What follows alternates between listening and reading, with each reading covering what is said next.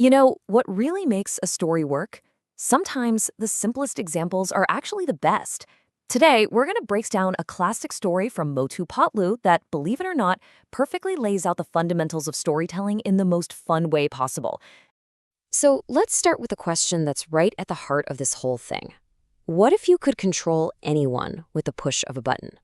Not your TV, but people. What would you do with that kind of power? It's a wild idea, and it's what kicks this whole adventure off. And that question leads us right into our first act, the setup. This is where we meet everyone. We find out about the crazy object at the center of the story, and we get our first glimpse of its incredible power. Like so many great stories, this one starts with a really simple, totally relatable problem. Our heroes, Motu and Patlu, are fighting over the TV, and in the middle of it all, crack. The remote is toast. So what do? They go see their inventor friend, Dr. Chodka, to get a new one. A perfect, simple start to the whole mess. But here's the thing. Dr. Jatka doesn't just have a normal remote lying around. No, he's created something incredible. The human remote control. I mean, just think about the power of that for a second. This isn't about changing the channel. It's about changing what a person does just by pressing a button. The potential for absolute chaos is huge. And we get a demonstration right away. To show them it works, Dr. Jodka just points it at his friend Gosadaram and gives him a totally absurd command. Act like a check-in. And bam! Just like that, their friend is clucking and pecking around.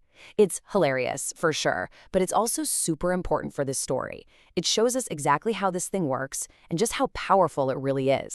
So Motu gets the remote, and what does he do? Well, first, he has a little harmless fun. He makes a big, angry bull start dancing, which is way better than it charging at people. Then, when a local bully named Boxer starts threatening them, Motu gets clever. He uses it on Inspector Chingam and makes him fight Boxer off. See? In a hero's hands, it's a tool for a little bit of mischief and a little bit of protection. Okay, now we're heading into Act 2. The confrontation.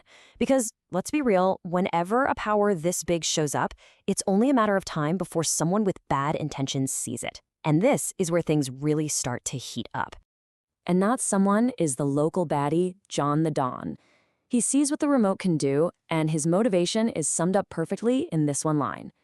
For him, this isn't about fun and games. It's about pure, absolute power. It's about going from being just some crook to being the guy who runs the entire city. And this right here, this slide is the core theme of the entire story. The remote itself is just a thing, right? It's neutral. When Motu has it, we get a dancing bull. But when John gets his hands on it, it becomes a weapon for a citywide robbery. It's all about who is holding it. And once John steals that remote, that's when the real trouble begins. All right, so now we're at a really crucial point. John has the remote, he's causing chaos everywhere. Our heroes, Motu and Patlu, can't just stand by anymore. I mean, they're kind of responsible for this whole mess. The stakes just got way, way higher. So what do? They run back to Dr. Jatka, the inventor, who, thankfully, has a plan. First, he gives them these special caps that will actually block the remote signal, so they'll be immune. And second, he gives them a very, very strong reason to get that remote back. And there it is. This is what really lights a fire under them. It's not just about saving the town anymore. Now it's about avoiding a lifetime of unpaid lab work. It's a funny motivation, but hey, it works. It sends them running right into the action. Which brings us to the best part, the climax. You've got Motu and Patlu totally protected by their special hats, facing off against John the Don, who is armed with the human remote control. This is it, the final showdown for the entire town of Furfrinagar. So the fight begins. John sees Motu and Patlu and immediately tries to use the remote on them, but he has no idea they're immune. He points it and yells a command at his henchmen. Bags mujhe do, which just means give the bags to me. Simple enough, right? Or so he thought. But in all the chaos, his henchmen, who are being controlled by the remote, mishear him. They hear bag fanko, which means throw the bags. So they just start chucking the stolen money and jewels everywhere. This is the first clue that John's control isn't quite as perfect as he thought. And then we get the absolute peak of the chaos. John gets so frustrated he yells at his minions to hit them, but they misunderstand again and think he said the boss says to hit me. And they immediately obey, turning on their own boss. It's the ultimate irony.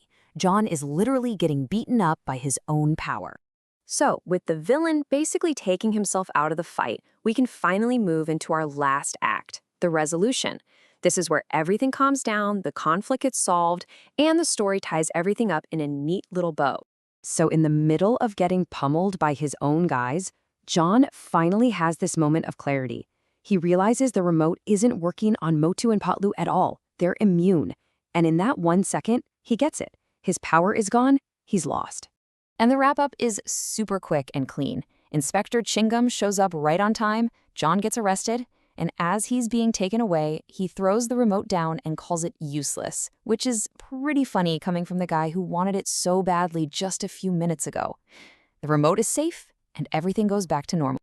So when you boil it all down, the story of this simple human remote control leaves us with a much bigger question to think about. Technology, whether it's a social media algorithm or a cartoon remote, is always designed to give us more control. But as John the Don found out the hard way, if you can't even control your own commands or what happens because of them, then who's really in control?